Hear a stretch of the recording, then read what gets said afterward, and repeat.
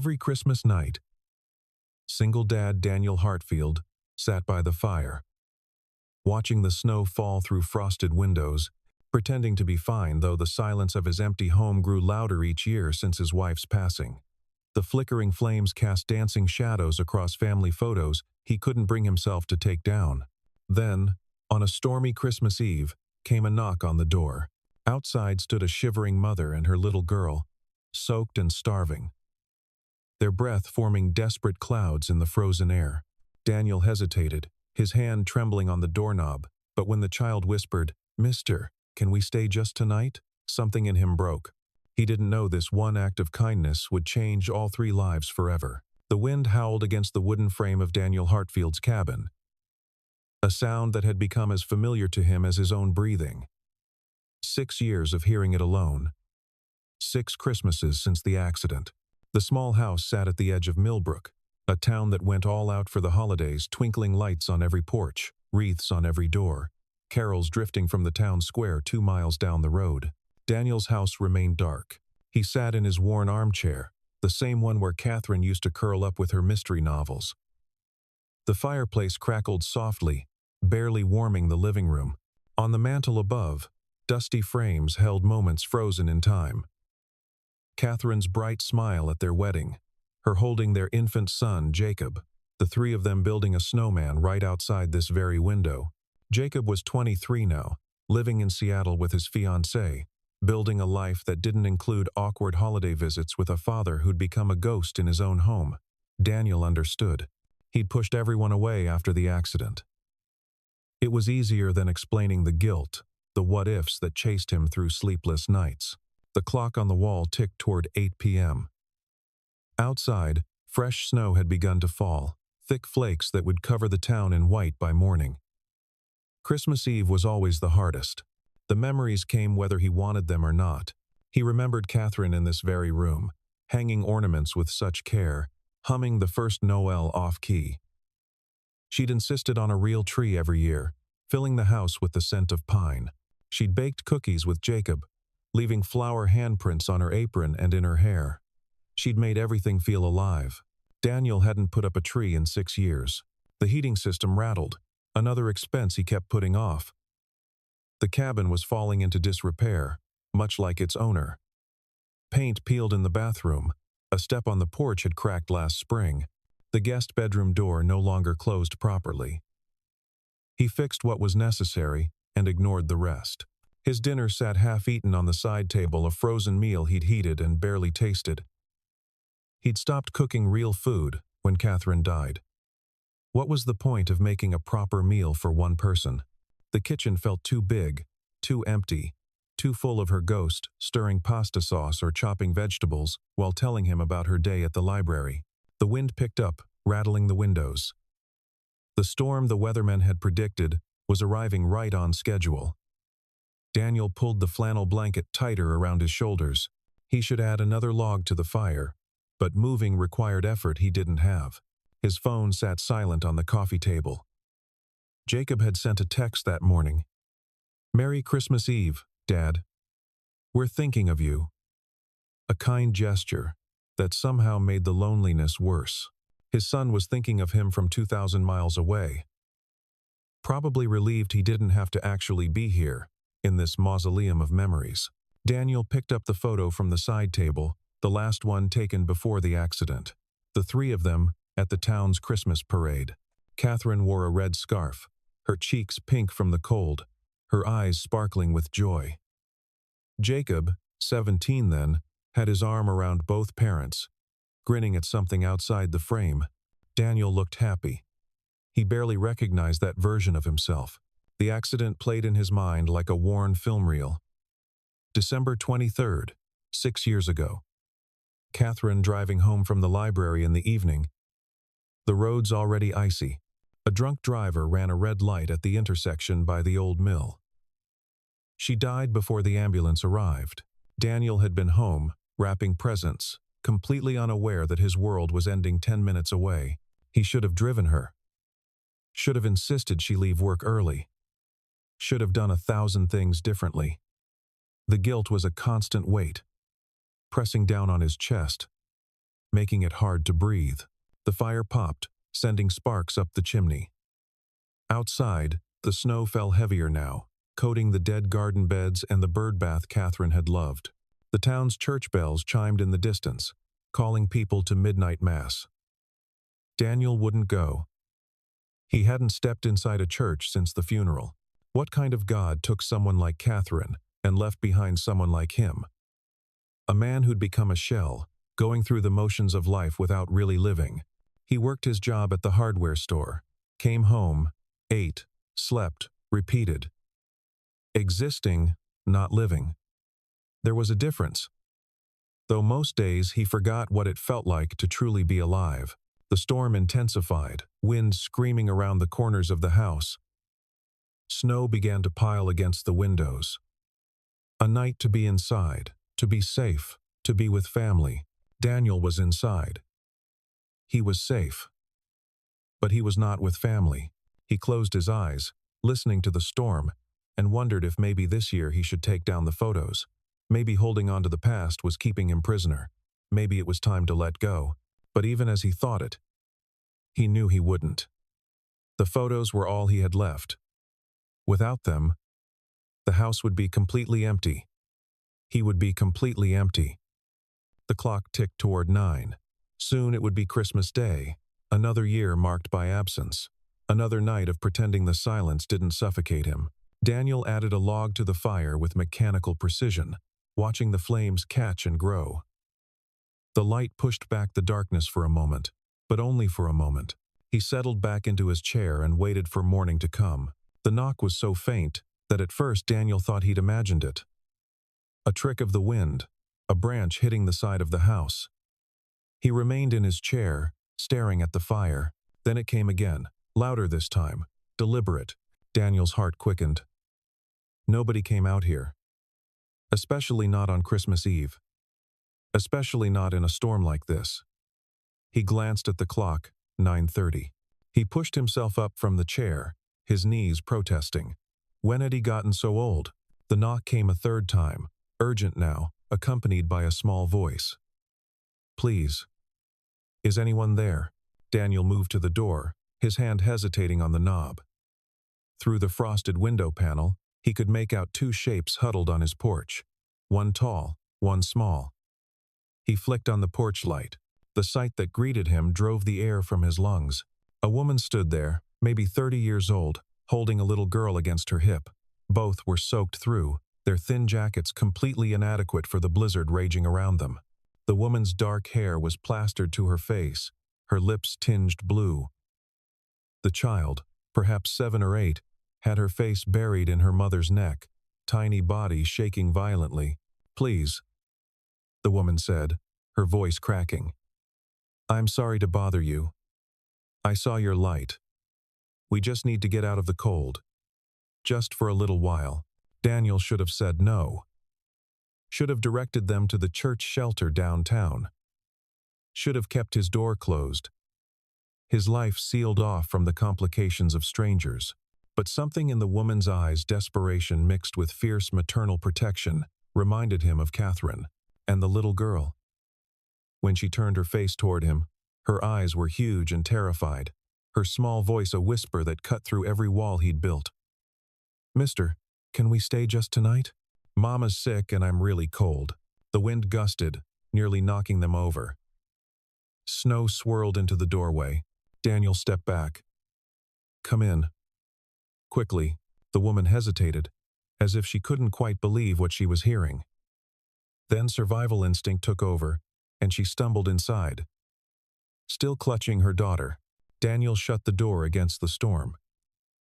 The sudden silence inside almost deafening. They stood in his entryway, dripping onto the hardwood floor Catherine had insisted on refinishing. The woman looked around with the wariness of a trapped animal, ready to bolt if needed. The little girl's teeth chattered so hard Daniel could hear them. Bathroom's down the hall, he said, pointing. There are towels in the cabinet. I'll find you some dry clothes. We can't, the woman started, but Daniel was already moving toward the guest bedroom. He rummaged through the dresser where he'd stored Catherine's things. Her sweaters. Her comfortable pants. He'd meant to donate them years ago but never did. Now he grabbed a soft fleece pullover and sweatpants. In Jacob's old room, he found clothes from high school sweatshirts and pajama bottoms that might fit the little girl. When he returned, they were still standing in the entryway, leaving puddles. The woman was trying to warm her daughter with her own cold hands. A futile gesture that somehow broke Daniel's heart. "Here." He held out the clothes. "Get changed. There's a space heater in the bathroom. Turn it on." The woman took the clothes with shaking hands. "Thank you. We'll just warm up, and then we'll go. I promise we won't be any trouble. The storm's getting worse," Daniel said. "You're not going anywhere tonight." He said it before his brain could catch up, before caution could stop him. The woman's eyes filled with tears. "I'm Mia," she whispered. "This is Lily. Daniel." He nodded at the bathroom. "Go on. I'll make something hot to drink." They disappeared down the hall, and Daniel stood alone in the entryway, wondering what he'd just done. 6 years of isolation, shattered by a knock on the door. He looked at the puddles on the floor, then at the fire still burning in the living room. The house suddenly felt less empty. He moved to the kitchen, a room he'd barely used for anything beyond reheating frozen dinners. The kettle was dusty, but functional. He filled it with water and set it on the stove, then searched through cabinets for what he needed. Hot chocolate mix, expired but probably fine. Soup cans lined up in the pantry, untouched for months. He grabbed chicken noodle and opened it, pouring it into a pot. The simple act of cooking for others felt foreign, like using muscles he'd forgotten he had. He stirred the soup, watching it slowly heat, and tried not to think about all the times Catherine had stood in this exact spot, making dinner for their family. Footsteps padded softly down the hall. Lily appeared first, swimming in Jacob's old Seattle Seahawks sweatshirt, the sleeves hanging past her hands. Her blonde hair was damp but no longer dripping, her face still pale but warming. Behind her, Mia wore Catherine's navy fleece. And for just a moment, Daniel's breath caught. "Sit," he managed, gesturing to the kitchen table. "Soup's almost ready." Lily climbed onto a chair, her small hands folded in her lap. Mia sat beside her, one arm protectively around her daughter. They both watched Daniel with a mixture of gratitude and uncertainty, as if they still couldn't believe this was real. Outside, the storm raged on. Inside, for the first time in 6 years, Daniel's house held the warmth of other human beings. He ladled soup into bowls, his hands steadier now that he had something to do. The kettle whistled. He poured hot chocolate into mugs, extra marshmallows in the small one for Lily. When he set the food before them, Lily's eyes went wide. "This is for us?" The question hit Daniel harder than it should have. When was the last time this child had eaten a proper meal? "Eat," he said gently. "There's plenty." Mia bowed her head briefly, lips moving in silent prayer, before picking up her spoon. Lily followed suit, blowing on the hot soup with exaggerated care. The kitchen filled with the quiet sounds of eating, of spoons against bowls, of small, grateful noises. Daniel stood by the counter, holding his own mug, watching them. The little girl's cheeks were regaining color. The mother's shaking had subsided. They were going to be okay, and somewhere deep in his chest, in a place he thought had died with Catherine, something stirred. Not happiness, not yet. But maybe the distant memory of what happiness felt like. The storm continued to pound against the house, but inside, 3 strangers shared warmth and soup on Christmas Eve. Number, Part 3, Silent Warmth. After the soup, Daniel led them to the living room. The fire had burned down to embers, and he added fresh logs, coaxing the flames back to life. Lily stood close to the fireplace, holding her hands toward the warmth, her small face lit by the orange glow. "Better?" Daniel asked. The little girl nodded, then offered him a shy smile. It was like watching the sun break through storm clouds. Mia settled onto the couch, exhaustion written in every line of her body. She pulled a threadbare blanket around her shoulders, one Catherine had crocheted years ago, still draped over the couch's arm. Daniel had forgotten it was there. "I don't know how to thank you," Mia said softly. "We've been walking for hours." Every shelter was full. The churches were all closed except for services. "I was starting to think." She trailed off, glancing at Lily, not finishing the thought in front of her daughter. Daniel lowered himself into his armchair. "How long have you been on the streets?" 3 weeks. Mia's voice was barely above a whisper. "I lost my job at the diner when they closed down. Couldn't make rent. My landlord changed the locks while I was at the food bank. Everything I owned was inside." "What about family?" She shook her head. "My parents passed when I was young." "Lily's father." She pressed her lips together. "He's not in the picture. It's just us." Lily had moved away from the fire and was examining the photos on the mantel, standing on her tiptoes to see better. "Is this your family?" she asked Daniel. He nodded, his throat tight. "Yes. You have a kid?" Lily's face brightened. "Where is he?" "Seattle. He's grown now. 23. "Oh." Lily's disappointment was visible. Then she pointed to Catherine's photo. "Is that your wife?" "She's really pretty." "Was," Daniel said quietly. "She passed away 6 years ago." "Oh." Lily's voice became small. "I'm sorry." She studied the photo more carefully. "She looks nice. Like she gave good hugs." The observation, so innocent and accurate, nearly broke Daniel. She did. The best hugs. Lily moved to the Christmas photos, the ones of their small family decorating trees, opening presents, building snowmen. "You don't have a tree this year?" "No." "Why not? Don't you like Christmas?" "Lily," Mia said gently, "that's not polite to ask," but Daniel found himself answering anyway. "I used to. My wife loved Christmas. After she died, it didn't feel right anymore." Lily considered this with the seriousness only children can muster. "My mama says people we love never really leave us. They live in our hearts and in happy memories." She touched the photo of Catherine. "I bet she'd want you to still have Christmas." Out of the mouths of babes. Daniel felt something crack inside him, not breaking but opening. This child, who had nothing, was trying to comfort him in his grief. "Maybe you're right," he said. Lily turned back to the room, her gaze landing on something in the corner. "Is that a piano?" Daniel had forgotten about the old upright, buried under stacks of mail and newspapers. Catherine used to play it every evening, filling the house with music. After she died, silence had seemed more appropriate. "It doesn't work anymore," he lied. But Lily had already crossed to it, climbing onto the bench. Her small fingers touched the keys experimentally, producing a single clear note. Then another. She began to pick out a melody, halting and imperfect but recognizable. "Jingle bells." Mia stood quickly. "Lily, we can't just." "It's fine," Daniel said. And surprisingly, it was. The little girl continued playing, making up words when she forgot them, humming to fill the gaps. Her legs swung under the bench, too short to reach the pedals. She played with pure joy, the kind that doesn't need perfection, just expression. When she finished, she turned to them with a grin. "Your piano works great." Despite everything, the shock of strangers in his home, the memories pressing close, the fear of letting anyone in, Daniel felt his lips curve upward.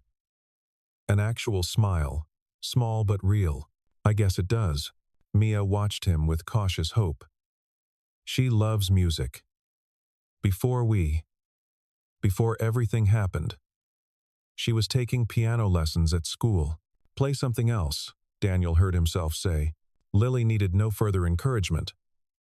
She launched into Rudolph, the red-nosed reindeer, singing at the top of her lungs, completely off-key and absolutely delightful. Mia laughed, a sound that transformed her tired face into something beautiful. The house, so long silent, filled with music again. Imperfect, unrehearsed, real. The firelight danced across the walls. Outside, snow continued to fall, burying the world in white. But inside this small wooden cabin, 3 people who'd been alone were now together. When Lily finished, she spun on the bench to face them, breathless and beaming. That was fun. Can I play more tomorrow? Tomorrow. The word hung in the air. Daniel hadn't thought beyond getting them through tonight. But looking at this child's hopeful face, at her mother's weary gratitude, he realized tomorrow had already arrived. It was Christmas Day, and for the first time in 6 years, he wasn't spending it alone. Yes, he said. You can play tomorrow. Lily pumped her fist in victory, then yawned hugely. The warmth and food were catching up with her. Mia pulled her daughter close, running fingers through her damp hair. You should sleep, Daniel said. Both of you. The guest bedroom's upstairs. The bed's made up. We couldn't, Mia began. You can, Daniel said firmly. And you will. It's Christmas. No one should be on the streets on Christmas. Mia's eyes glistened with tears she was trying hard not to shed. You're a good man, Daniel Hartfield. He didn't feel like a good man. He felt like someone stumbling through darkness who'd accidentally found a match. But he didn't argue. He simply stood and gestured toward the stairs, as Mia carried a half-asleep Lily upstairs. The little girl's voice drifted back down. Merry Christmas, Mr. Daniel. Merry Christmas, Lily. Alone in the living room, Daniel stared at the fire. The house felt different. Alive. The silence was still there, but it no longer pressed down on him with suffocating weight. Instead, it felt peaceful, punctuated by the soft sounds of people settling in for the night overhead. He looked at Catherine's photo on the mantel. In the firelight, she almost seemed to be smiling at him. I know, he whispered to her image. I know. For the first time in 6 years, Daniel went to bed without dreading the dawn. Number. Part 4. Shadows of the Past. Daniel woke on Christmas morning to the sound of wind against the windows and the soft creak of floorboards overhead. For a moment, disoriented in the gray pre-dawn light, he thought it was Catherine moving around upstairs. Then reality settled back into place. The storm had passed overnight, leaving behind 3 feet of fresh snow and a world wrapped in white silence. He rose from the couch, where he'd spent the night. He'd given up his bedroom to the guests, though he hadn't mentioned it, and moved to the window. Millbrook looked like a Christmas card.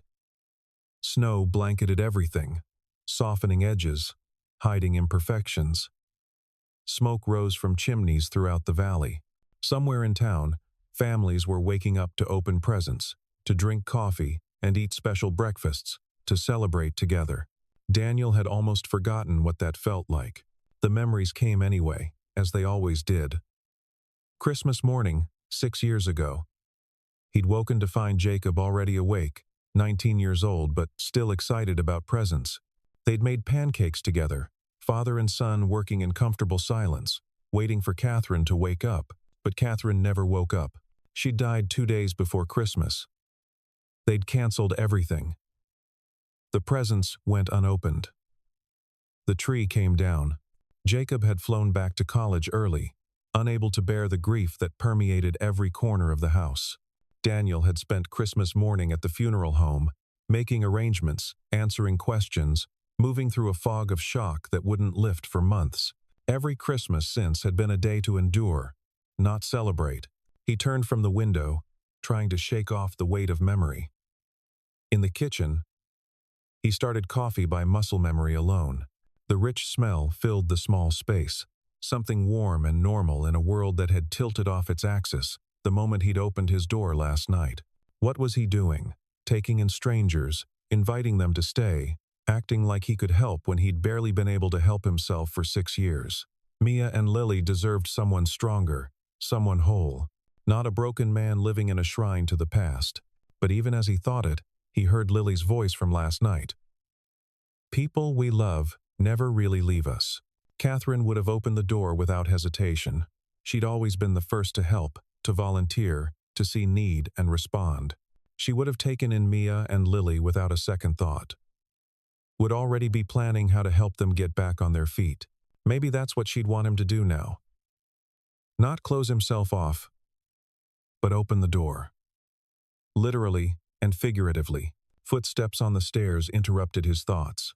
Mia appeared, wearing the same clothes as last night. Her hair pulled back in a ponytail. She looked better with rest, though dark circles still shadowed her eyes. "Morning," Daniel said, pouring 2 cups of coffee. "How'd you sleep? Like the dead?" She accepted the mug gratefully, wrapping both hands around it. "That's the first real bed we've slept in since. God.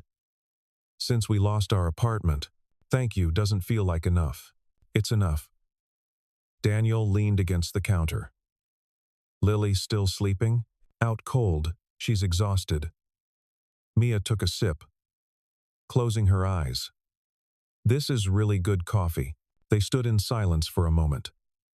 2 strangers brought together by circumstance and desperation. Outside, a cardinal landed on the snow-covered fence. A bright spot of red against white. "My wife died at Christmas," Daniel said suddenly. He wasn't sure why he was telling her this. Maybe because she'd shared her own pain last night. Maybe because the anniversary always made him need to talk about it, even though he never did.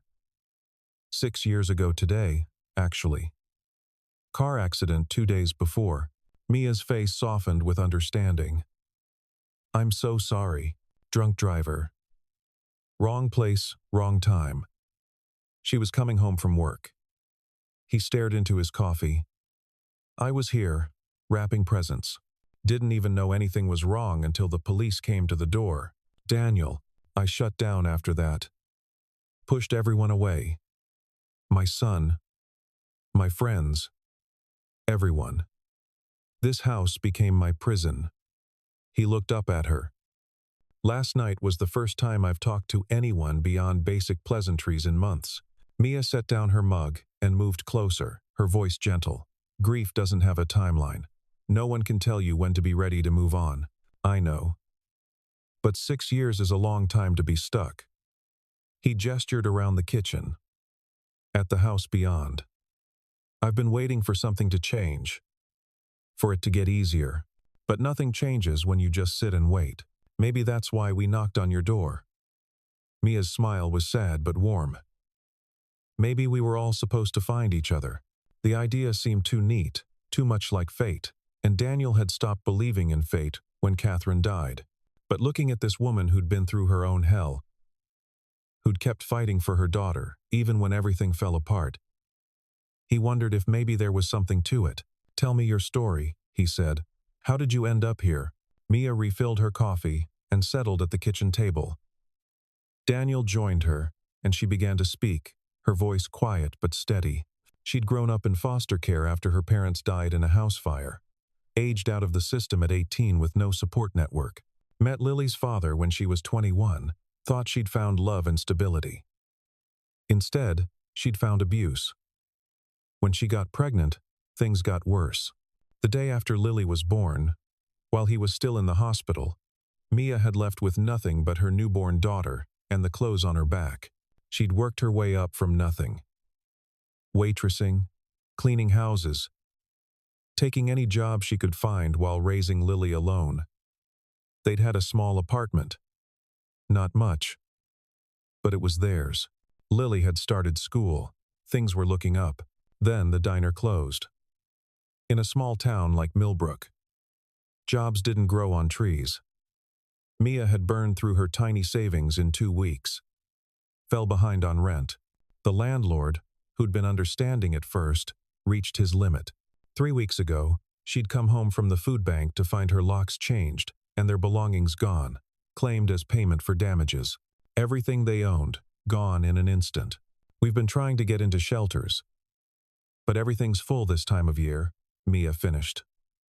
"The churches help when they can. But they don't have room for overnight stays. We've been sleeping in my car, but it died last week. We've just been walking, trying to stay warm." Daniel felt anger rising in his chest. Not at her, but at a world that could let a mother and child fall through the cracks like this. At systems that failed the most vulnerable. At himself for being so wrapped up in his own pain that he'd stopped seeing anyone else's. "You can stay here," he said, "as long as you need." Mia's eyes widened. "Daniel, we can't." You've already done so much. I have 3 empty bedrooms in this house. I have food I don't eat and space I don't use. You can stay. We'd be imposing.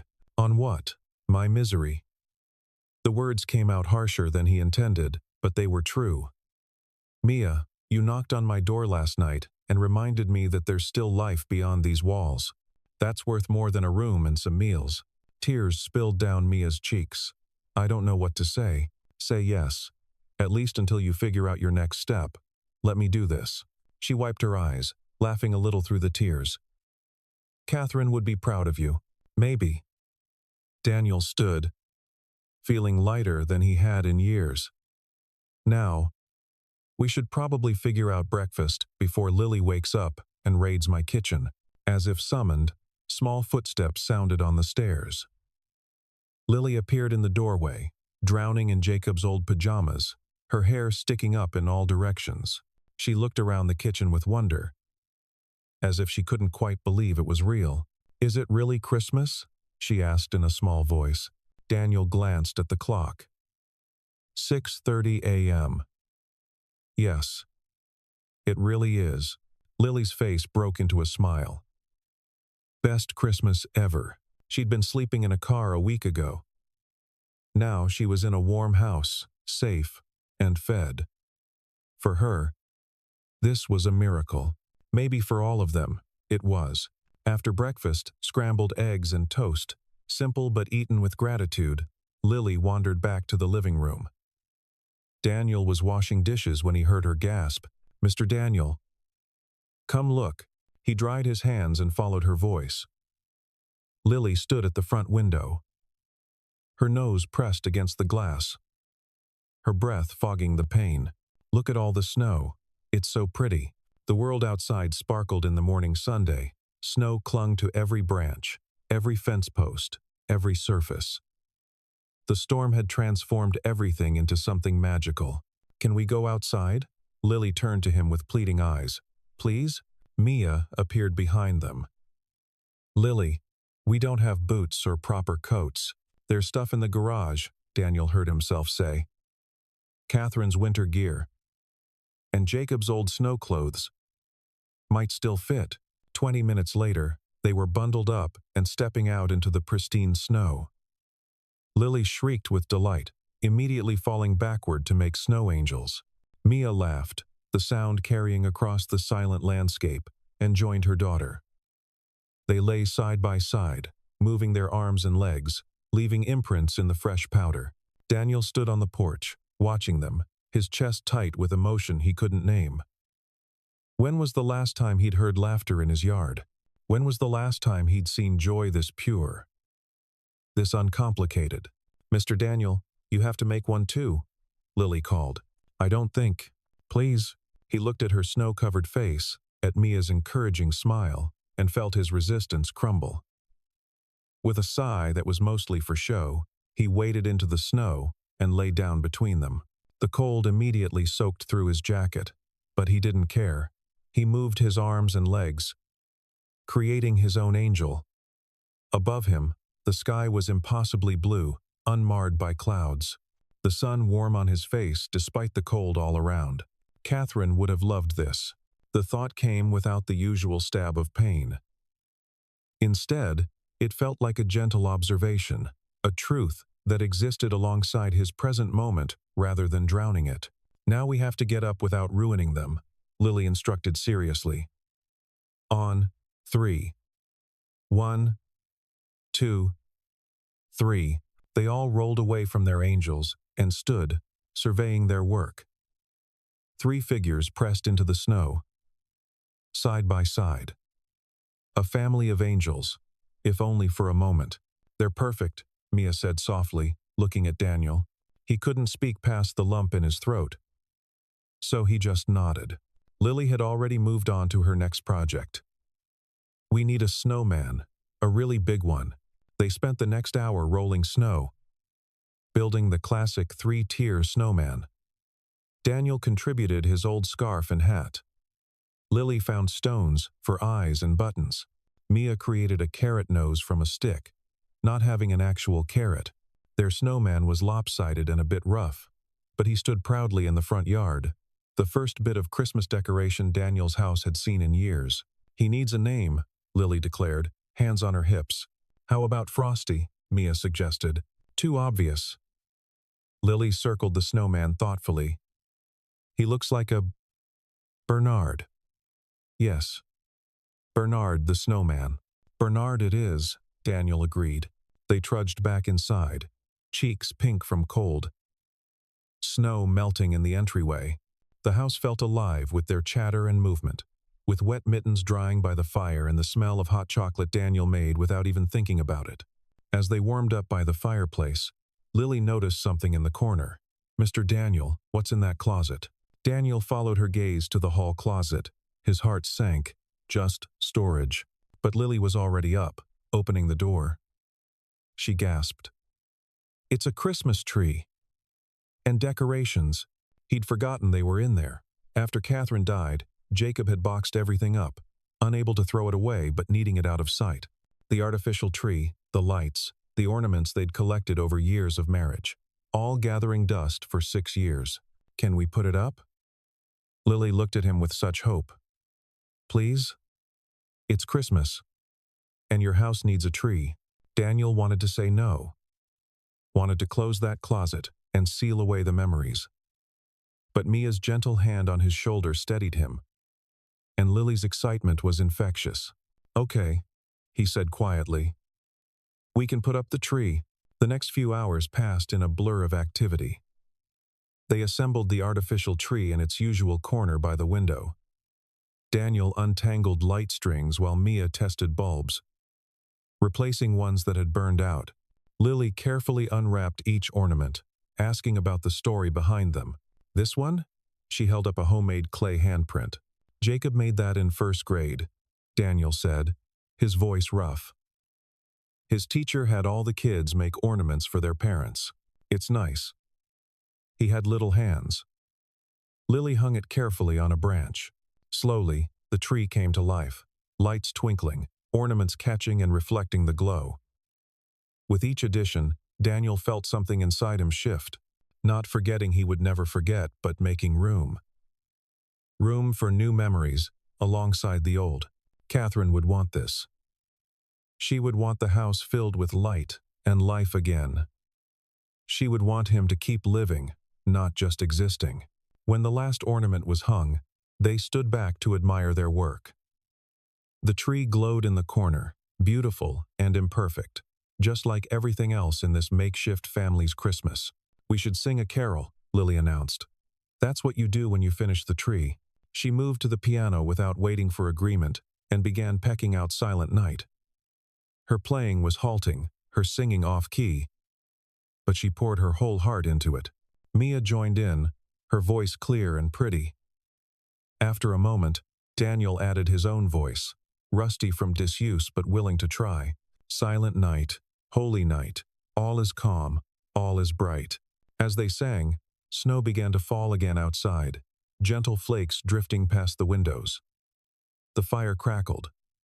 The lights on the tree twinkled, and in that moment, in that small wooden cabin at the edge of Millbrook, 3 people who'd been lost found something like peace.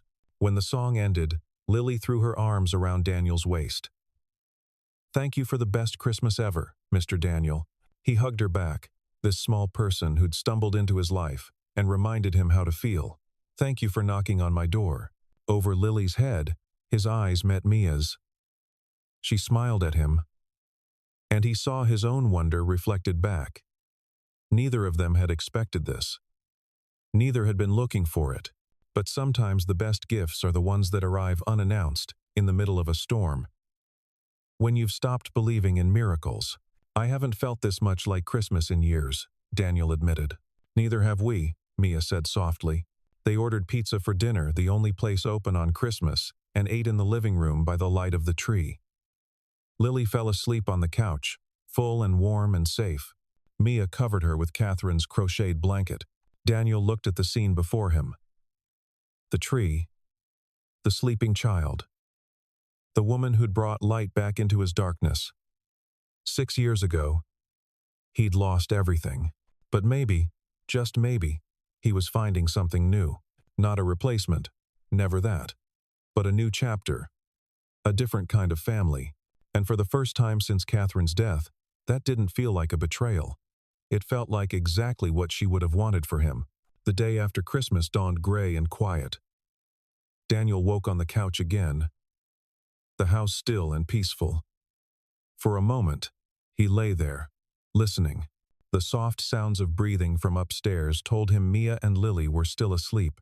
He rose carefully, his back protesting from another night on two soft cushions, and made his way to the kitchen. Through the window, the world was still buried in snow. The roads wouldn't be clear for days. They were snowed in together.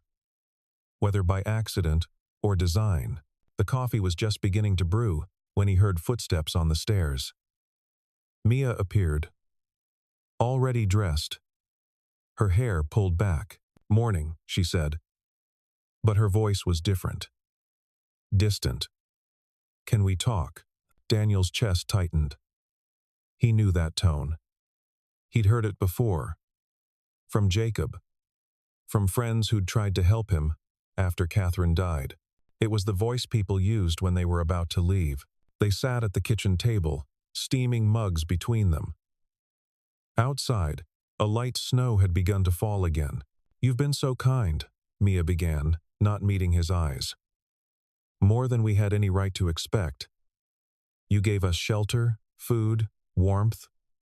You let Lily have a real Christmas." She paused, her hands wrapped tight around her mug. "But we can't stay." "Why not?" The question came out sharper than he intended. "Because it's not fair to you." She finally looked up, her eyes sad but resolved. "You didn't ask for this. You didn't ask for us to appear on your doorstep and disrupt your life. You've been alone for 6 years. That was your choice, your way of coping. We can't just invade that. You're not invading anything, Daniel." Her voice was gentle but firm. "You've been incredibly generous. But we're strangers. You don't owe us anything. And Lily." Her voice cracked slightly. "Lily's already getting attached. The longer we stay, the harder it will be when we have to leave. What if you didn't have to leave? We can't stay here forever." "That's not how life works." "Why not?" Daniel leaned forward. "Mia, I know we just met. I know this is strange and sudden. But for the first time in 6 years, this house feels like a home again. You and Lily, you've reminded me that there's still life worth living. And we're grateful, truly. But we can't be your fix." Her words were quiet but cut deep. "You can't save us to make yourself feel better about your wife." The accusation stung because part of it was true, but only part.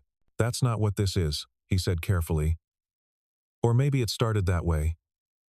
But Mia, I'm not trying to save you. I'm just trying to help. There's a difference. Is there?" She stood, moving to the window, her back to him. "I've been taking care of myself and Lily for 8 years. We've survived things that should have broken us. We don't need to be rescued. I know that. I can see how strong you are.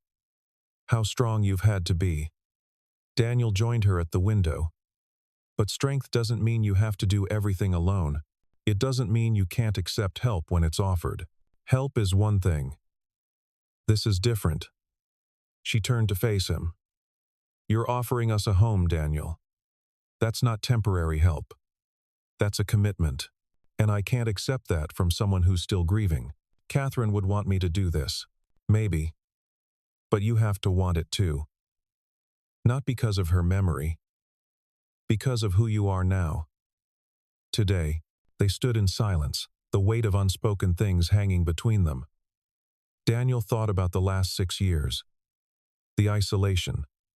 The grief that had calcified into something hard and cold. He'd been waiting for Catherine to come back, or for the pain to stop, or for something external to change. But nothing had changed until he opened the door. "I do want this," he said finally. "Not because of Catherine, though she'd approve. Not to fix myself, though God knows I need fixing. I want this because for 2 days, I've remembered what it feels like to be part of something, to have purpose beyond just surviving another day. You and Lily, you've given me that. Mia's eyes filled with tears. What if it doesn't work out? What if we fail? Then we fail. But at least we tried. He took a breath. Mia, I'm not asking you to stay forever. I'm just asking you not to leave yet. Stay through the winter. Let Lily have stability for a few months. Let yourself rest and figure out your next step. No strings, no expectations. Just stay. Before Mia could answer, Lily's voice called from upstairs. Mama? Where are you? They heard small feet running down the stairs. Lily appeared in the kitchen doorway, still in her borrowed pajamas, her hair a tangled mess. She looked between them, sensing the tension. What's wrong? Her voice was small. Worried. Mia knelt down, pulling her daughter into a hug. Nothing's wrong, baby. Are we leaving? Lily's eyes went to the window. To the snow still falling. We can't go back out there. It's too cold. No, honey, we're not leaving right now. But we are leaving? Lily's bottom lip trembled. I don't want to. I like it here. Mr. Daniel's nice. And the house is warm. And there's a piano. Daniel's heart broke, watching this 8-year-old girl fight tears, already preparing herself for another loss. How many times had she been disappointed in her short life? How many times had she gotten her hopes up only to have them dashed? Lily, he said gently, how about you go get dressed? Your mama and I need to finish talking. She nodded reluctantly, casting one last worried look at her mother before trudging back upstairs. The moment she was gone, Mia covered her face with her hands. I can't do this to her, she whispered. She's already lost so much. Then don't. Daniel moved closer but didn't touch her. Stay. Give her this chance. Give yourself this chance. What if I'm wrong? What if staying is the selfish choice? What if leaving is? He waited until she lowered her hands and looked at him. Mia, there's no perfect answer here. No choice that doesn't come with risk. But I'd rather risk failing together than succeed at being alone. She studied his face, searching for something. Sincerity, maybe. Or certainty in an uncertain world. Whatever she found must have been enough, because after a long moment, she nodded. Okay, she said softly. We'll stay. For now. Through the winter. Relief flooded through Daniel. Through the winter. But Daniel. She straightened her shoulders, finding her strength again. I need to be clear. I won't be a charity case. If we stay, I contribute. I'll find work. I'll help with expenses. This is temporary, and when spring comes, Lily and I will have our own place again. Fair enough. And we need boundaries. This is your home. We're guests. We respect your space, your privacy, your routines. Also fair. He held out his hand. Deal? She looked at his hand, then took it. Her grip was firm. Her palm warm. Deal. They shook. A contract sealed between strangers becoming something more. Not family, not yet. But not strangers anymore either. Upstairs, they heard Lily singing to herself, a made-up song about snowmen and Christmas trees. The sound of a child who felt safe enough to sing. Thank you, Mia said quietly. For giving us this chance. Thank you for taking it. Daniel released her hand. Now, I think someone mentioned finding you both some clothes that actually fit. The thrift store in town might be open. In this snow, I've got a truck with 4-wheel drive. If the roads are passable, we'll manage. As they prepared for the expedition, Daniel felt something shift inside him.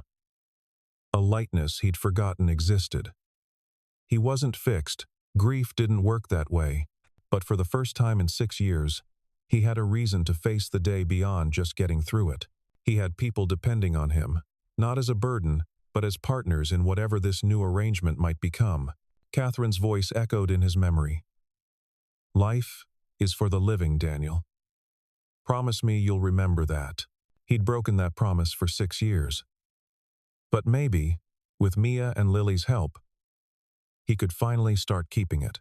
2 weeks passed in a blur of normalcy that felt anything but normal to Daniel. He and Mia fell into an easy routine. She cooked breakfast while he made coffee. They tag-teamed cleaning. She organized while he fixed things that had been broken for years. Lily filled the house with constant chatter, piano practice, and the particular chaos only an 8-year-old could create. Daniel hadn't felt this alive in 6 years. Then January arrived, bringing warmer weather and melting snow. The roads cleared.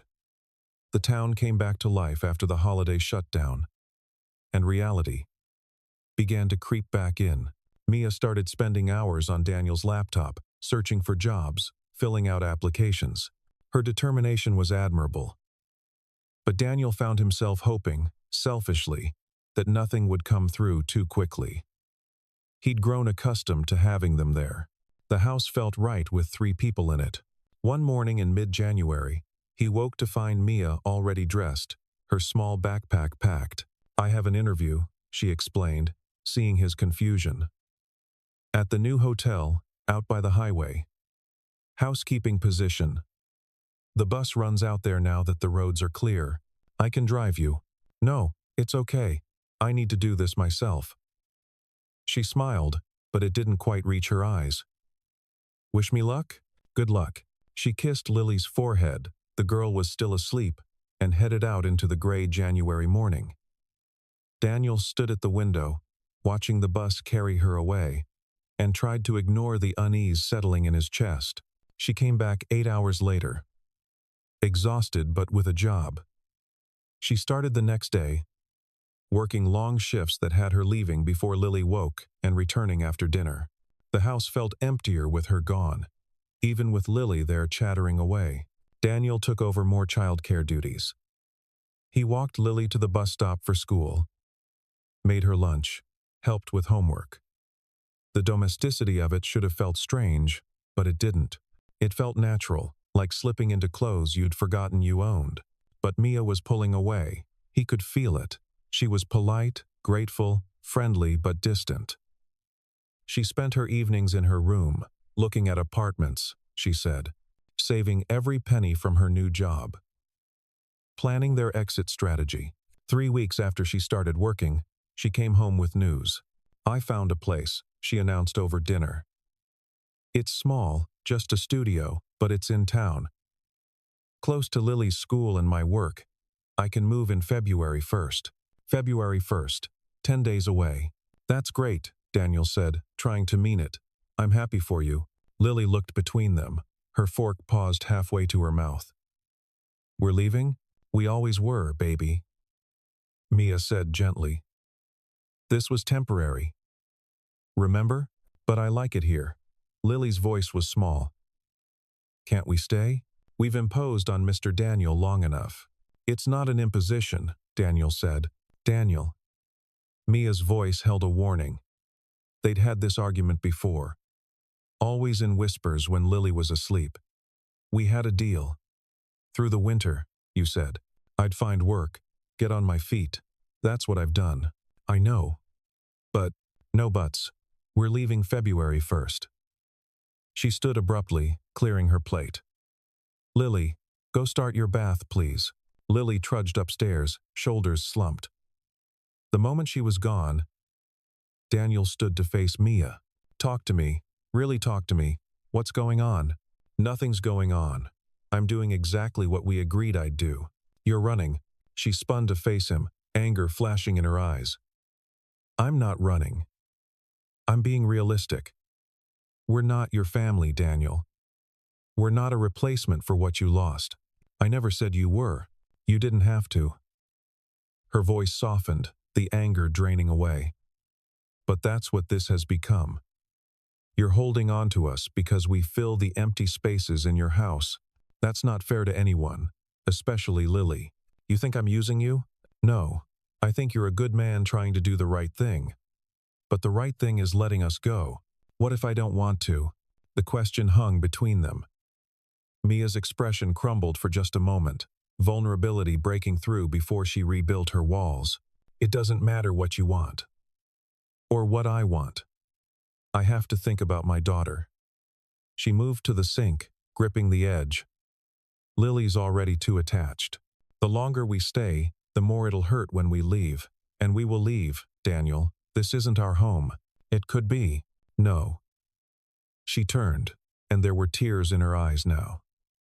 It can't. Because you're not in love with me. You're in love with the idea of not being alone. And I can't build a life on that. The words hit Daniel like a physical blow. Not because they were cruel, Mia wasn't cruel, but because part of him worried she might be right. Was he holding on because of them, or because he was terrified of being alone again? Before he could answer, his phone rang. Jacob's name flashed on the screen. Daniel hadn't talked to his son since Christmas. He answered, grateful for the interruption. Dad. Hi. Sorry it's been a while. Work's been crazy. Jacob sounded nervous. Listen, I'm going to be in the area next week for a conference. Thought I might stop by if that's okay? Of course it's okay. You don't need to ask.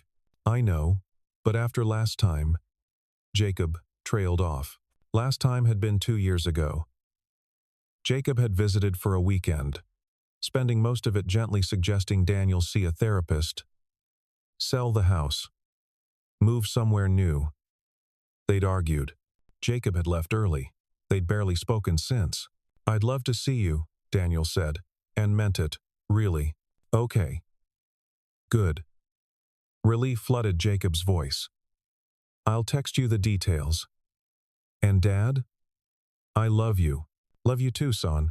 Daniel hung up to find Mia watching him. That was Jacob? She asked. He's coming to visit next week. That's good. You should have time with your son. She wiped her eyes. We'll try to stay out of your way. Mia, I need to help Lily with her bath. She left before he could say more. Daniel stood alone in the kitchen, surrounded by the debris of a family dinner that wasn't quite a family. The house felt different now, heavy with impending absence. In 10 days, they'd be gone. Mia would have her studio apartment. Lily would have her own space again. They'd rebuild their lives without him, and he'd be alone. He looked at the Christmas tree, still up in the corner, because Lily had begged to keep it through January. The lights twinkled cheerfully, mocking him. He'd let himself believe, for just a moment, that he could have this. That he could be part of something again. But Mia was right. This wasn't real. It was a fantasy built on grief and loneliness and the desperate need to feel whole. He moved to Catherine's photo on the mantel. I tried, he whispered to her image. I really tried, but maybe trying wasn't enough. Maybe some things couldn't be fixed, no matter how much you wanted them to be. Upstairs, he heard Lily's laughter mixed with splashing water. Mia's voice, patient and loving. The sounds of a family that wasn't his. 10 days. He had 10 days to figure out how to let go. The problem was, he wasn't sure he could. Daniel found them 3 days later. Mia hadn't come home from work. By 8 p.m., with Lily growing increasingly worried, Daniel's concern had turned to fear. He called the hotel she'd left at 5. Called the bus depot the bus had run on schedule. He drove the route between the hotel and his house twice, searching. Nothing. By 9 p.m., with Lily crying and asking if her mama had left her, Daniel's fear transformed into determination. He bundled Lily into the truck and drove into town, checking every shelter, every church, every place Mia might have gone. He found her at 11 p.m., in an abandoned warehouse on the edge of town. His truck's headlights caught her figure huddled against the wall, her coat pulled tight, her backpack beside her. Daniel's heart stopped. He was out of the truck before the engine died, leaving Lily buckled in the warm cab. Mia, she looked up, her face streaked with tears, her eyes hollow. Go away, Daniel. What are you doing here? Lily's been worried sick. He knelt in front of her. We've been looking everywhere. I can't. Her voice broke. I can't go back there. Why not? Because it hurts too much." The words exploded from her. "Every day in that house, I fall a little more in love with the life we could have. And I can't have it, Daniel. It's not mine. It's not real." Daniel rocked back on his heels, stunned. "You think I don't feel the same? Then why are we doing this? Why are we pretending?" She wiped her face angrily. "I'm leaving in a week. We both know it. So why keep torturing ourselves? Because I don't want you to leave. You don't get to want that. You don't get to decide." She stood, swaying slightly. Daniel realized she was shaking. Not just from emotion, but from cold. How long had she been out here? "Mia, you're freezing. Come back to the house. We can talk there. I can't be in that house anymore. Every corner reminds me of what I'm losing, so don't lose it." Daniel stood too, blocking her path. "Stay. Really stay. Not as guests, not temporarily. Stay as family." "We're not your family." "Why not?" The question seemed to stun her. She opened her mouth, closed it, then laughed bitterly. "Because families don't work like this. You can't just decide to be a family because it's convenient." "You're right. Families form because people choose each other. Every day, in big ways and small. They choose to stay, to work through hard things, to build something together." He moved closer. "I'm choosing you. Both of you. Not because I'm lonely. Not because I'm running from grief. Because in the last 6 weeks, you and Lily have reminded me what it means to actually live." "Daniel." I love her laugh. I love how she plays piano terribly and doesn't care. I love that she calls me Mr. Daniel, even though I've told her she doesn't have to." His voice grew thick. "And I love how you're strong even when you're scared, how you never complain, how you light up when Lily succeeds at something. I love that you're stubborn and proud and would rather sleep in a freezing warehouse than accept charity." Mia's tears fell freely now. "This is crazy. Probably. But what's the alternative? You move into a studio apartment, work yourself to exhaustion, barely see your daughter because you're always working.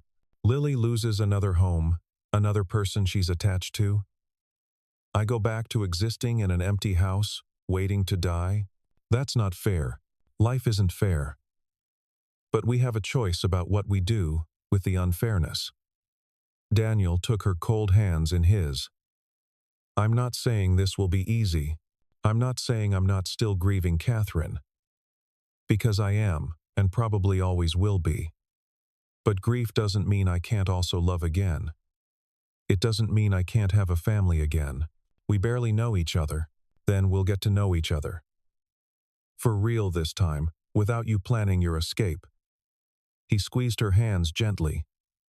"Mia, you knocked on my door 2 months ago and saved my life. Let me return the favor." She was wavering. He could see it in her eyes, the war between hope and fear. "What about Lily?" she whispered. "If we do this, and it doesn't work out, then we work harder. We don't give up at the first challenge. We figure it out. Like families do." Daniel glanced back at his truck, where Lily's small face was pressed against the window, watching anxiously. She deserves stability. Security. A home that's actually hers. I can give her that. I want to give her that. And what do you get out of this arrangement? The same thing you do. Family. Purpose. A reason to wake up in the morning that's about more than just surviving another day." He released her hands. "But Mia, I need you to understand something. I'm not asking you to stay because I need to be saved. I'm asking because I've fallen in love with both of you." The admission hung between them, raw and honest. Mia stared at him, her expression unreadable. "Say something," Daniel pleaded. Instead of speaking, she moved forward and hugged him, just wrapped her arms around his waist and held on like he was the only solid thing in a spinning world. Daniel held her back, feeling her shake with silent sobs. And over her shoulder, he saw Lily watching from the truck. her small hands pressed against the window. "I'm so scared." Mia whispered against his chest. "Me too. What if I'm not enough? What if I can't be what you need? You already are." He pulled back to look at her face. "You're enough exactly as you are. This isn't about you becoming someone different. It's about us choosing to build something together." She searched his eyes for a long moment, then nodded. "Okay, okay, okay, we'll stay. Really stay." A laugh bubbled up through her tears. "God help us, we'll try." Daniel grinned, feeling lighter than he had in days. God help us, indeed. He walked her to the truck and opened the door. Lily immediately launched herself at her mother, hugging her fiercely. "Mama, you scared me. I'm sorry, baby. I'm so sorry." Mia held her daughter tight. "But it's okay now. Everything's okay. We're going home?" Lily asked hopefully. Mia looked at Daniel, then back at her daughter. "Yes, sweetie, we're going home." The drive back was quiet but peaceful. Lily fell asleep in the back seat. Mia held Daniel's hand across the center console, and when they pulled into the driveway, the house with its lit windows looked like exactly what it was. Home. As they carried Lily inside and tucked her into bed, Daniel felt something settle in his chest. This was right. Messy and complicated, and probably going to be harder than any of them expected, but right. He and Mia stood in the hallway outside Lily's room, both exhausted. "I'm still terrified," Mia admitted. "Good. That means you care," Daniel smiled. "We'll figure it out as we go. And when your son visits, I'll introduce him to my family." The word hung between them, full of promise and possibility. Family. Not the one he'd lost, but the one he'd found. Different. Unexpected. But just as real. Mia stood on tiptoe and kissed his cheek. "Thank you for not giving up on us. Thank you for knocking on my door." As they headed to their respective rooms, Daniel paused to look at Catherine's photo one more time. The guilt he'd expected didn't come. Instead, he felt something like peace. He wasn't replacing her. He was honoring her by choosing to keep living, to keep loving, to open his heart again. She would approve. He knew she would. "Good night, Catherine," he whispered. "And thank you." For the first time in 6 years, Daniel went to sleep without dreading tomorrow. Jacob arrived on a gray Saturday afternoon, his rental car crunching through the remains of January snow in the driveway. Daniel watched from the window, his stomach tight with nerves. He hadn't told his son about Mia and Lily. Hadn't known how to explain it over the phone. Now, he'd have to explain it in person. Lily was at the piano, practicing chopsticks with more enthusiasm than skill. Mia was in the kitchen, making cookies that filled the house with the smell of vanilla and chocolate. Both activities she'd insisted on, wanting the house to feel lived in and welcoming. Daniel opened the door before Jacob could knock. His son stood on the porch, older somehow than he'd been 2 years ago. More gray in his hair, more lines around his eyes. They stared at each other for a moment. Then Jacob smiled uncertainly. "Hi, Dad." "Hi, son." They hugged, awkward at first, then tighter. Daniel felt Jacob's shoulders relax, and his own tension eased slightly. Whatever else happened, his son was here. That was enough. Come in, come in." Daniel stepped back.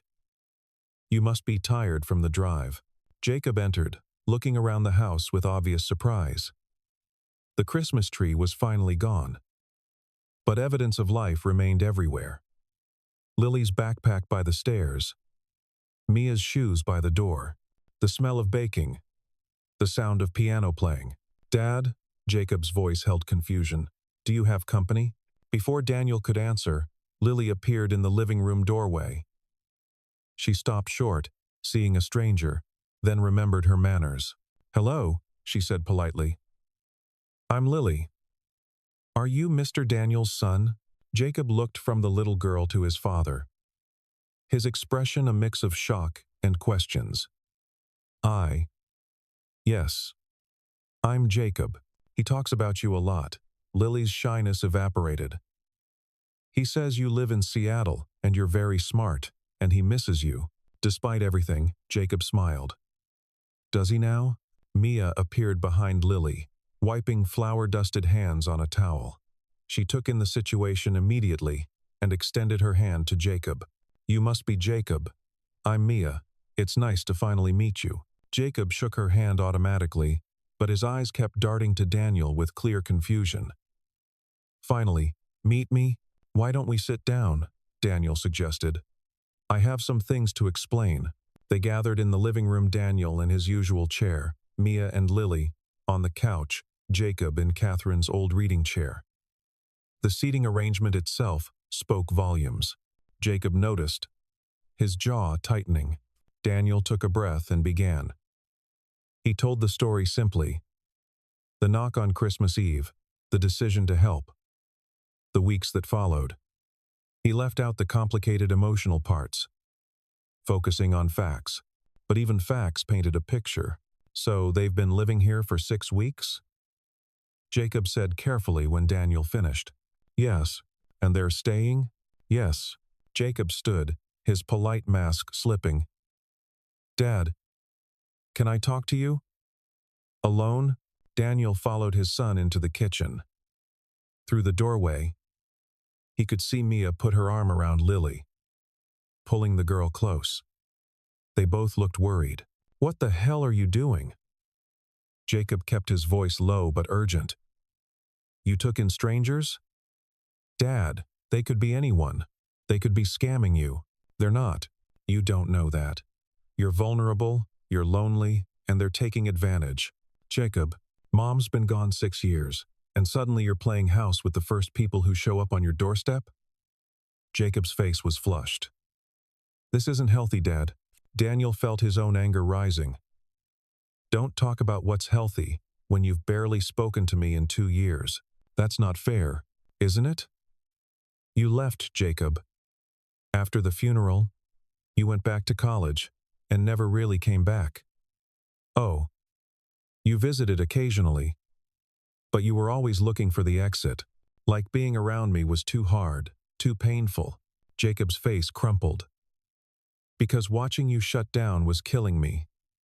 You weren't my dad anymore. You were a ghost living in this house. And I didn't know how to help you.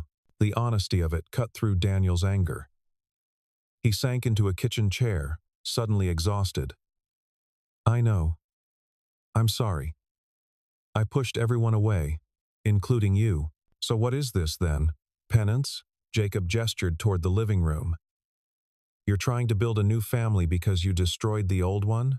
We didn't destroy anything. We both just survived the best we could. Daniel met his son's eyes. Jacob, I know this looks sudden. I know it's unconventional. But Mia and Lily, they reminded me what it means to live, not just exist. For the first time since your mom died, I want to wake up in the morning. And what happens when the novelty wears off? When you realize you're playing at family but it's not real. It is real. Daniel's voice was firm. Maybe it started as something else. But it's real now. I love them, Jacob. Both of them. You barely know them. I know that Lily plays piano terribly and doesn't care. I know that Mia works herself to exhaustion because she's terrified of being a burden. I know that they're both strong and brave and deserve better than the hand life dealt them. He stood, facing his son. And I know that I'm better with them here than I've been in 6 years. Isn't that what you wanted? For me to be better? Jacob's shoulders sagged. He looked toward the living room, where they could hear Lily's quiet voice, asking Mia something. When he spoke again, his voice was softer. I wanted you to heal. I wanted you to be happy again. I just didn't expect it to look like this. Neither did I. Daniel managed to smile. But life rarely looks the way we expect it to. They stood in silence for a moment. Then Jacob sighed. They seem nice. They are. And you're serious about this? About them staying? Completely serious. Jacob studied his father's face, searching for something. Whatever he found must have satisfied him, because he nodded slowly. Okay. Then I'll try to be supportive. He held up a hand. But Dad, promise me you'll be careful. Protect yourself. Protect your heart. I promise. But Jacob, I can't live in fear of being hurt. That's not living. At all. I know. Jacob moved toward the doorway, then paused. Does she make you happy, Mia? Daniel thought about it, the easy companionship, the shared meals, the feeling of coming home to people who were glad to see him. Yes, she does. Then that's enough. For now. Jacob smiled. A little forced, but genuine. Come on. Let's go meet your new family properly. They returned to the living room. Lily immediately jumped up, her earlier nervousness forgotten. Did you have a good talk? She asked Jacob. Sometimes grown-ups need to have talks without kids around.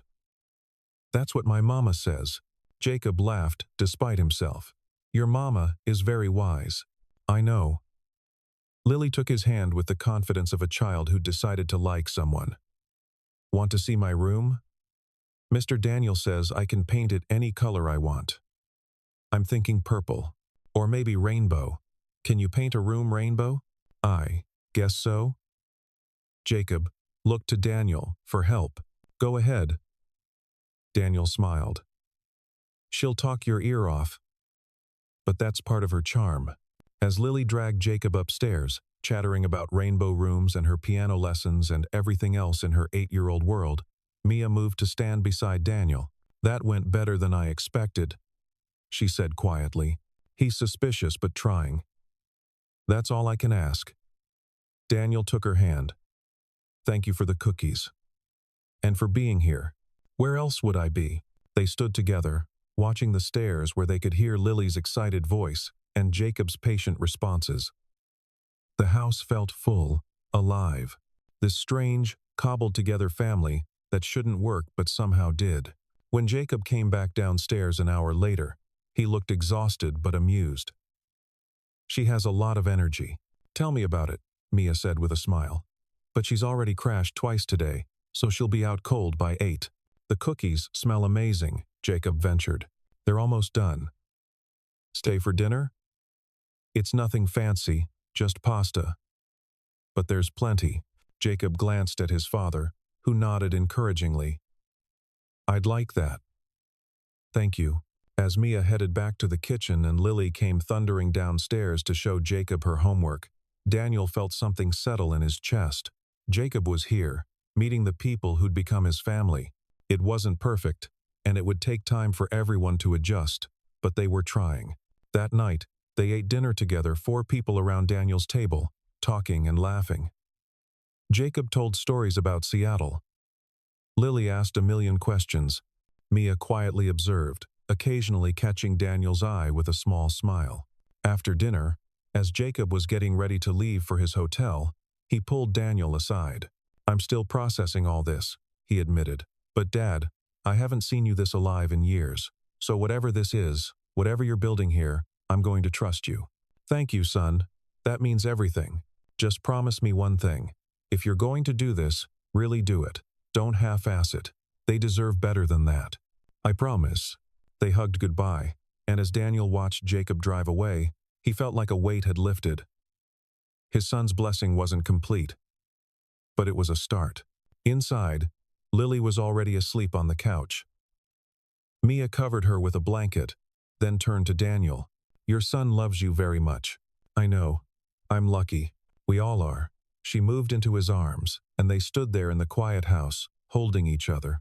Outside, February snow began to fall. But inside, warmed by more than just the fire, 4 people had become a family. Not perfect, not traditional, but real, and growing stronger every day.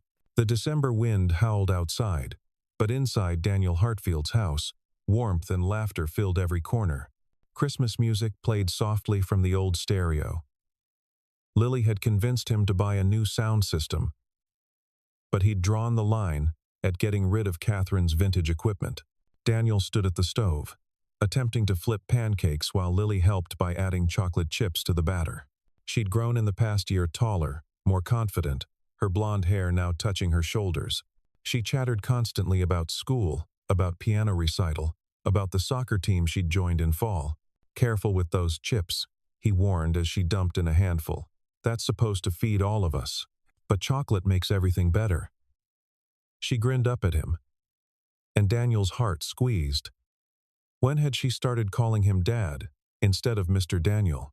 Sometime around May, naturally and without fanfare, like it had always been that way, Mia entered the kitchen, still in her pajamas, a luxury since the hotel had given her Christmas week off. She'd been promoted to front desk manager 6 months ago, a job with better hours and better pay. No more coming home exhausted at midnight. "Smells amazing in here." She kissed Daniel's cheek, then Lily's head.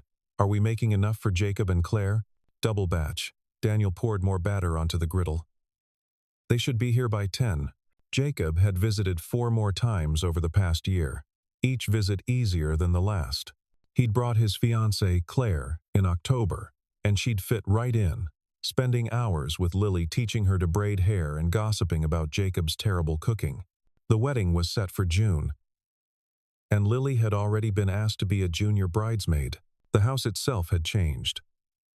Fresh paint throughout Lily's room was indeed purple, with one wall painted in rainbow stripes that Daniel had somehow managed to execute. New curtains that Mia had sewn. The garden beds cleared and ready for spring planting. Small touches everywhere that made it feel less like a museum to the past and more like a home for the present. Catherine's photos still held their places on the mantel, but now they shared space with new memories. Lily's school pictures, a family photo taken at Thanksgiving. Snapshots from Jacob's visits, the past and present coexisting peacefully. After breakfast, they bundled up and headed outside to build a snowman, a Christmas morning tradition that had started last year and seemed destined to continue. Bernard II took shape in the front yard, complete with Daniel's second-best scarf and a carrot nose from the fridge. "He's perfect," Lily declared, standing back to admire their work. "Almost perfect." Daniel pulled out his phone. "We need a picture." They posed by Bernard II, arms around each other, grinning at the camera. Later, when Daniel looked at the photo, he'd see what others would see. A family, not defined by blood or law, but by choice and love, and shared pancakes on Christmas morning. Jacob and Claire arrived as promised, bringing gifts and wine and more laughter. They spent the day doing nothing important, playing board games, watching holiday movies, eating too much, normal things, family things. That evening, after dinner had been cleared and Lily had fallen asleep on the couch mid-movie, Daniel found himself in the kitchen with Jacob, washing dishes side by side. "You look good, Dad," Jacob said quietly. "Really good. I feel good." Daniel handed him a plate to dry. "Better than I have in a long time. I'm glad. I was worried when you first told me about them. But this," he gestured around the house, "this is real. Anyone can see that. It is real." Daniel glanced toward the living room, where Mia was covering Lily with a blanket. "I didn't think I'd get to have this again. Family. Purpose. Joy. Mom would approve, you know." Jacob set down the plate, his voice thick. She'd love Mia and Lily. She'd probably already have them roped into her book club and volunteer projects. Daniel smiled through unexpected tears. She would. She'd also probably give me grief for taking so long to let them in. Probably. Jacob squeezed his shoulder. "But you got there eventually. That's what matters." Later that night, after Jacob and Claire had left for their hotel, and Lily had been carried to bed, Daniel and Mia stood in the living room, the Christmas tree lights casting a soft glow. "Happy?" she asked, leaning against him. "Extremely. Even with your house full of people and chaos and a kid who never stops talking, especially because of that." He kissed the top of her head. "You know what I realized today?" "What?" "I spent 6 years thinking my life ended when Catherine died. But it didn't end. It just paused, waiting for me to be ready to start again." He pulled back to look at her face. "Thank you for helping me start again. Thank you for opening the door." She smiled. Even though we probably looked like drowned rats. Beautiful drowned rats. She laughed, the sound filling the quiet house. Smooth talker. They stood there in comfortable silence, swaying slightly to music only they could hear. Outside, snow began to fall again, blanketing the world in white. Inside, the fire crackled, the tree glowed, and three people who'd each been alone had found their way to each other. Daniel looked at the new family photo on the mantel, the three of them at Thanksgiving, Lily in the middle, all of them laughing at something outside the frame. Next to it, Catherine's photo, her smile eternal and understanding. "I love you," he whispered, not sure if he was talking to the woman beside him or the memory on the mantel. Maybe both. Maybe love didn't have to be singular. Maybe hearts were bigger than he'd given them credit for. "Love you too," Mia whispered back. Upstairs, Lily stirred in her sleep, calling out softly. They both moved automatically toward the stairs, but Mia gestured for Daniel to go. He climbed quietly and entered Lily's purple room. She was tangled in her blankets, caught in some dream. Daniel gently freed her, tucking the covers back around her small form. Her eyes fluttered open. "Dad? Right here, sweetheart." "Just a bad dream. I dreamed we were back in the car. In the cold." Her voice was small, vulnerable. "You're safe now. You're home. Promise, promise." He kissed her forehead. "Now go back to sleep. Tomorrow we're making Christmas cookies. Remember?" She smiled, already drifting off.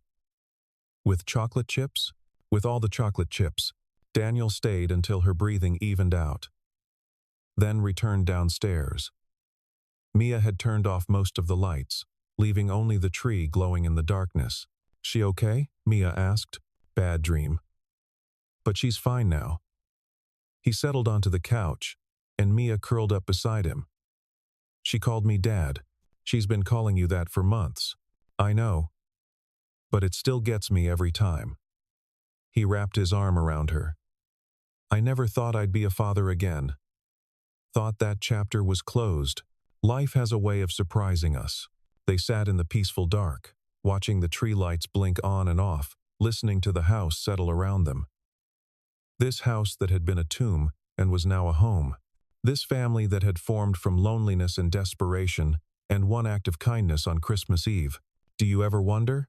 Mia asked quietly. "What would have happened if we'd walked past your house that night? If we'd never knocked?" Daniel thought about it. "Sometimes. But then I remember that we did knock. And I did open the door. And everything that came after was a choice we made together. No regrets? Not a single one." He pulled her closer. "You and Lily. You're the best thing that's happened to me in 6 years. Maybe in my whole life. After Catherine and Jacob." "That's a bold claim, but true." He turned to look at her. "You know what the crazy thing is? I was so afraid of losing Catherine that I spent 6 years refusing to live. But loving you and Lily doesn't diminish what I had with her. It just proves that the heart has room for more than we think." Mia's eyes glistened with tears. "Daniel Hartfield, are you getting sentimental on me?" "Absolutely," he grinned. "It's Christmas. I'm allowed." They kissed, soft and gentle, a promise of all the days to come. When they pulled apart, Mia rested her head on his chest. "Merry Christmas, Daniel." "Merry Christmas, Mia." Outside, the snow continued to fall, covering the world in silence and beauty. Inside Daniel Hartfield's house, 3 people slept peacefully, safe and warm and together. A single father who'd waited alone every Christmas had found something he'd stopped believing in. A second chance at family. Sometimes miracles came wrapped in storms. Sometimes the best gifts arrived unexpected and uninvited. And sometimes, all it took to change everything was the courage to open a door. For Daniel, Mia, and Lily, that courage had led them home.